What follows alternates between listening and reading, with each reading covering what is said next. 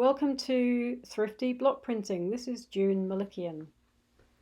Here's some things that you can use to make blocks with. I've got a scrubbing brush, a potato, an old sponge, a craft knife. I've got a pencil, a plastic fork, a bird feather from one of my chickens, and I have an old paintbrush for applying the paint to the blocks. I've got some foam packing material. I've got a tin can. You can make blocks using foam. You won't see that in this video, that will be in the next one. And here's my corrugated card that I'm going to make my block with.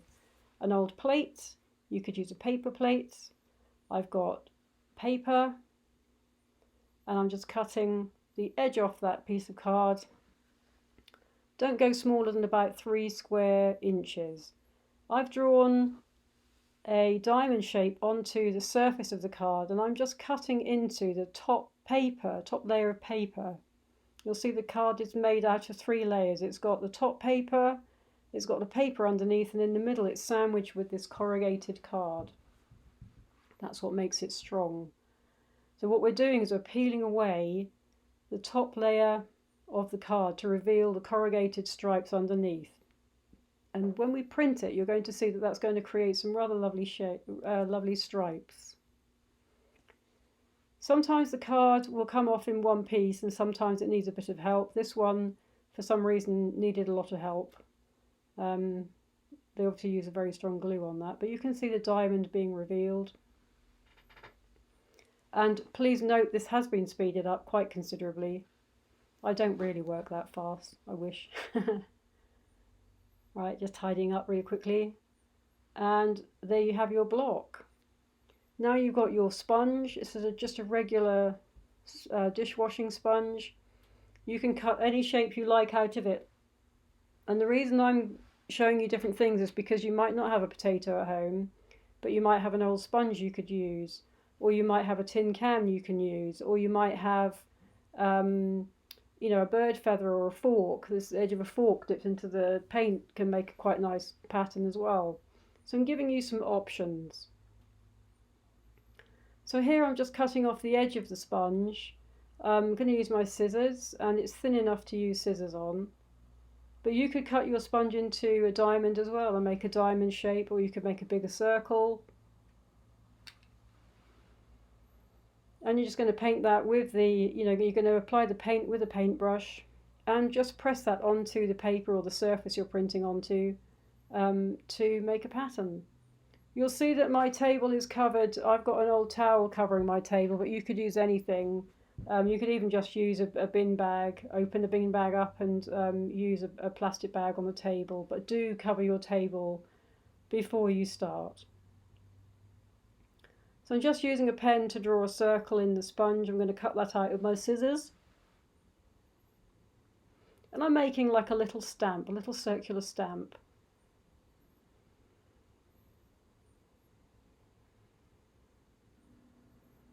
Very easy, very simple, very quick. Now you've got a little pattern that you can make with a circle. Next I'm going to show you the potato. Cut it in half. Probably not the best knife to do it with. A regular kitchen knife would be better because it's got a straighter blade. With a longer blade it will go through nicely. You want it to be nice and flat when you open it up.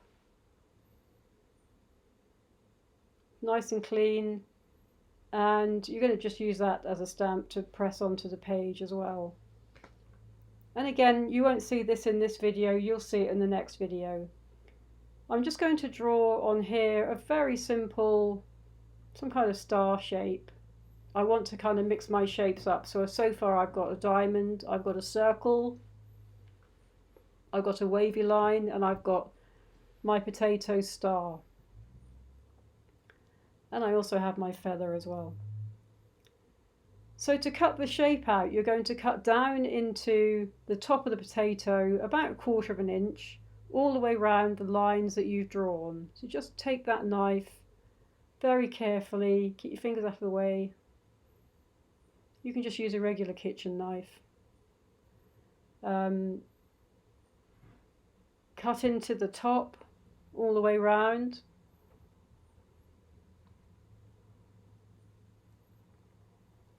And then you're going to turn it sideways and you're going to cut into it at the side just to lift that piece off that you don't want.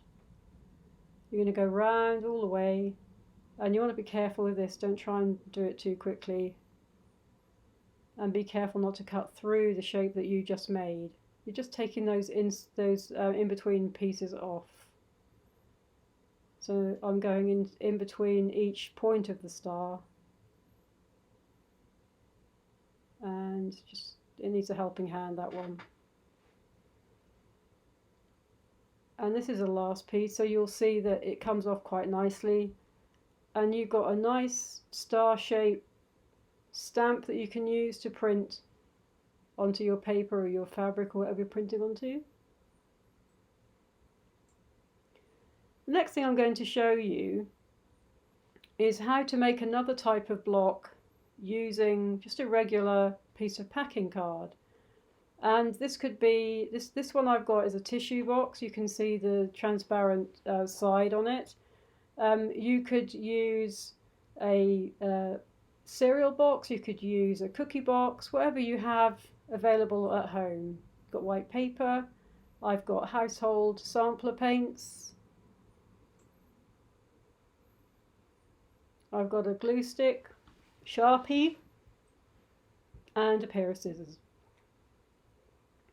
So what I'm going to do with this one is I've unpacked, kind of flattened out the box, and I've got my original corrugated card block, and I'm just going to draw around it. And you can see the paint has dried on that, which is quite good because it kind of seals the card. It makes the card waterproof almost.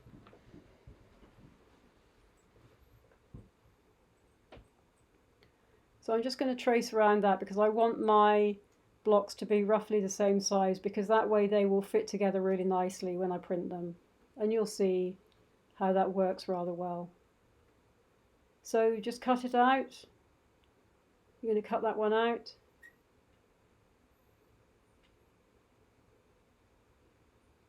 And I've speeded this part of the video up so that you don't have to just watch me cutting out a piece of card, because that's not very interesting. And I'm going to make another one of those. That's one. I'm going to trace around that one again.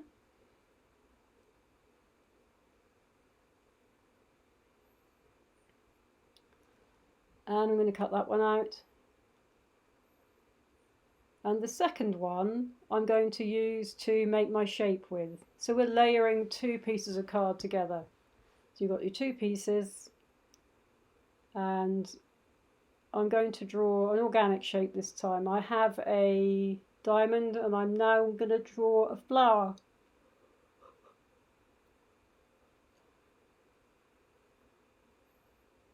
There's my little flower. And that's going to get cut out and glued onto the shiny side of the card. And the reason you want to use the shiny side is because it will resist the paint from soaking into the card. It's got like a kind of plastic coating on it.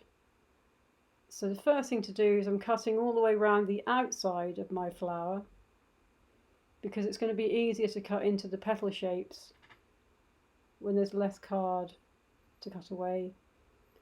And if you can, move the card in the scissors when you've got a shape like this. You're curving the scissors, the scissors and the card almost at the same time. You want nice, long, clean cuts. You don't want any jagged edges. So this is probably the bit that takes a bit of time.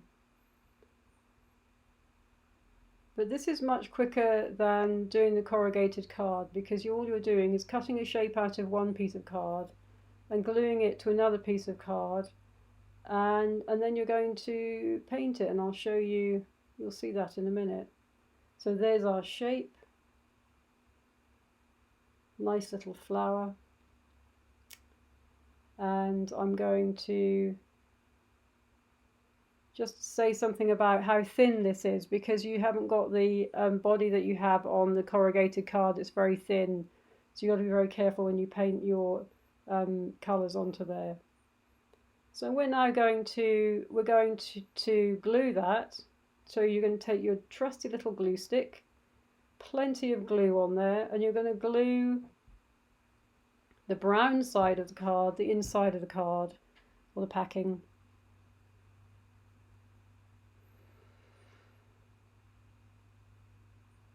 And you're going to glue that onto the other shiny side because you want that to be a little bit waterproof. And these blocks are very temporary. You won't be able to use them very many times, but this is just a super cheap way to learn how to do block printing at home without having to spend any money, without having to go to the art shop and buy any expensive equipment. And I'm going to show you how that works by repeating the flower block on the paper, and on the back I'm going to draw an arrow so you know which direction you're going in, because you can rotate these blocks in different directions. So pointing up is the original way. You can rotate them any way you like.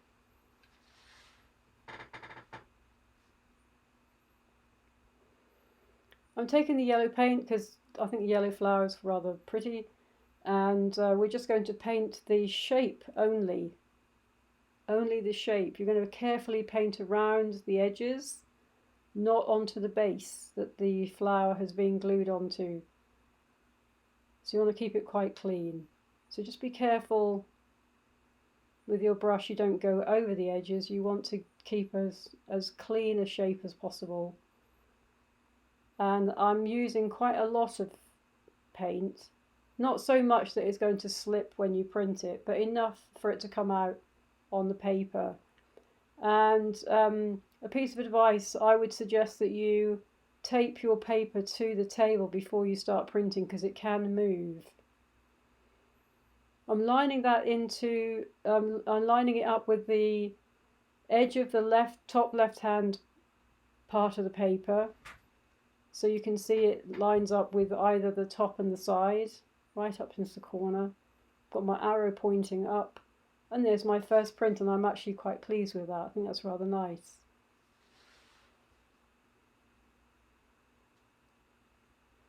And this time you're doing the same as well. Just be careful not to go over the edge. It's very easy to go over the edge. And I'm going to point my arrow to the right. I'm going to line up my block with the top of the page and the edge of the flower that I just printed. So you've got it evenly spaced on the paper. And if you have coloured paper, I would strongly recommend doing some of this on coloured paper as well, because it is very effective. This is just a sample print. I want to see how it looks, how it works. So try it out first on a piece of plain paper, and then you can start being imaginative about what you print onto. If you're very careful, you could print it onto a t-shirt, you could print it onto fabric. I got some on the block, so that wasn't very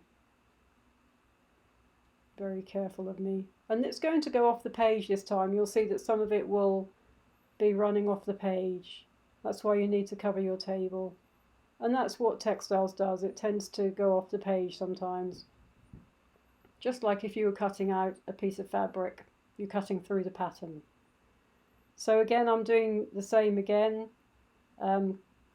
Plenty of ink, plenty of paint on there. I'm back to my, I'm going to do it facing left, like the middle one at the top. So I'm alternating it. So I'm lining it up with the edge of the page, I'm lining it up with the bottom of the print above, nice and level, and that came out really nice. So you can see how it's rotated a little bit.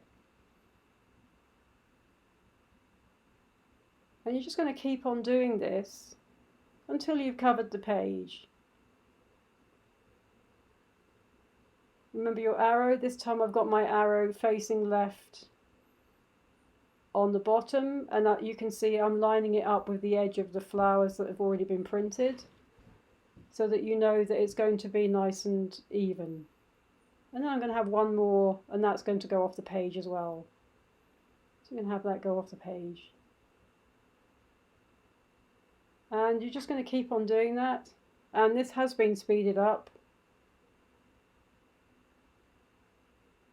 until you've got the whole page covered. And you could go into that pattern, you could use your little sponge if you made a sponge as well. You could use the feather and print over it. You can do all sorts of things. You can layer these different blocks together, use different colours. Just try different things out. Be adventurous. This is our simple little, very, very basic homemade block. And you can see we've already got quite a nice little repeat pattern. Very, very basic. That smudged a little bit, that one, so I've got a bit of paint on the block, but that's going to go off the page, and that's all I've got room for on this piece of paper. In my next video, I show you how to make a larger size print. But that's your first sample, and that's pretty successful, so you should congratulate yourself if you have something like that. I'm going to put that one aside, and I'm going to now show you how to combine the flower block with the corrugated cardboard block that has the diamond on it. So you can see it's been used before. I'm going to use the purple again. And like I said before, if you can use coloured paper, it's even more effective, because the acrylic paint just sits on top of the colour, and it takes it, you know, it kind of blocks the colour out. It's quite opaque when you print it, so if you have another colour underneath, it's not like watercolour where you're going to get all of the colour showing through. Some of it might show through, but coloured paper is good as well. And you could also print it on stripes or old wrapping paper.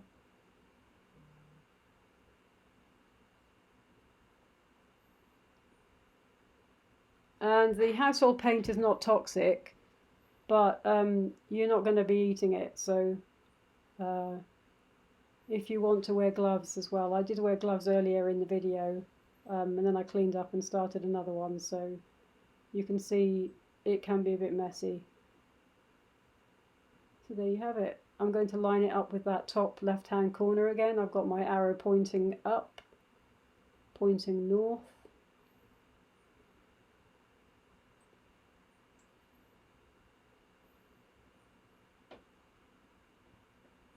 You want to put a lot of pressure on this one because you've got quite a lot of paint to get onto the paper. So there's, you've got your first print, which is quite nice. I'm going to do one print of the yellow flower in the middle because I want to line up my diamond block so that it's evenly spaced between the flower and the original one, the first print. So I'm just painting on there, and I'm sorry that it went off camera a little bit. So I apologise for that. So I'm just going to print that in the middle, and then I'm going to do all the purple ones and then go back and do all the yellow flowers. So this is the only yellow flower I'm going to do until I've done all the purple. So again, I've got my arrow painting up on my flower.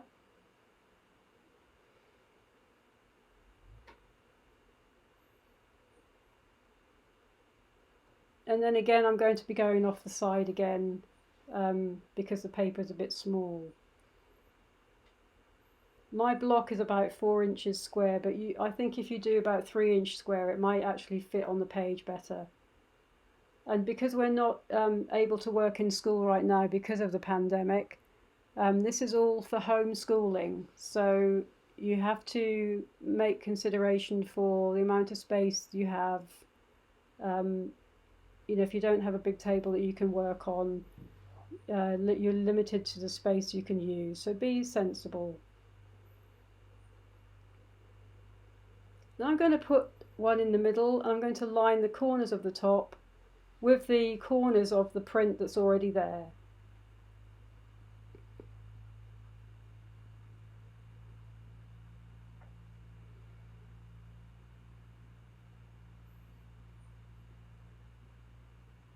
Remember to put paint on your block every time you print. And this time I've got my arrow pointing to the left, and you'll see that the direction of the stripes will change.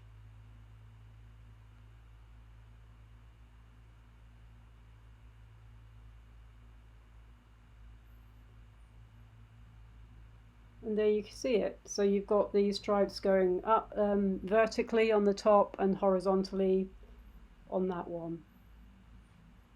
So I'm going to do 2 more diamonds. And then fill the gaps with the yellow flowers. And there you have it. Your own little repeat pattern.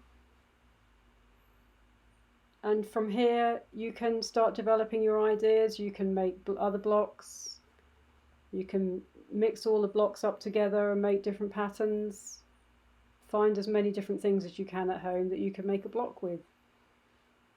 This is the cheapest, easiest way to do it. You don't need any expensive lino or softboard. And you can do the same with the foam that I showed you earlier at the beginning of the video, the packing foam, by just drawing a shape into the top of the packing foam with a pencil, and then you paint the whole thing, and in the same way as the corrugated cardboard comes out like that, the packing foam will give you quite a lot of paint on the page, and you'll get a little outline of your pattern. In the next video I have used a foam board print as well. I didn't want to make this video too long by showing you everything in one go. So now I'm going to put the flowers in between, and I'm paying attention to the direction of my arrow. I'm doing one to the right this time, and I'm fitting it in between the diamonds. You can see how it works. This is why I wanted my blocks to be the same size, so they fit together nicely.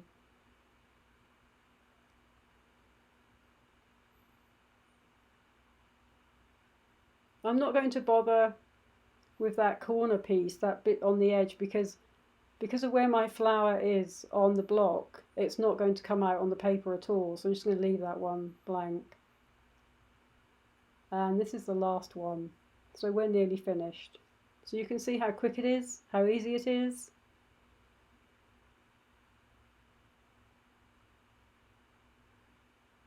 And in my next video I show you how you can how you can use your hand printed paper to cover a sketchbook with. And there you have it, and we're done. You can see that side piece isn't going to work, that flower isn't going to come out on there. It's going to go right off the page.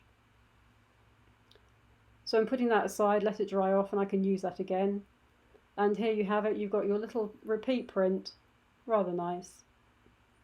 You could use it to make a card with, you could use it to cover a book with it, or just frame it and put it on the wall. So well done. If you are at that stage and you've got that 6 little repeat pattern, you have done really well. So there's your little block, piece of packing card, very, very simple food packing card, super simple, very cheap. And the diamond block that you'd made earlier, and there you have it. Thank you guys. Use different things to make blocks or stamps with print onto different coloured papers, foil and fabric, and have loads of fun. Thank you so much for watching.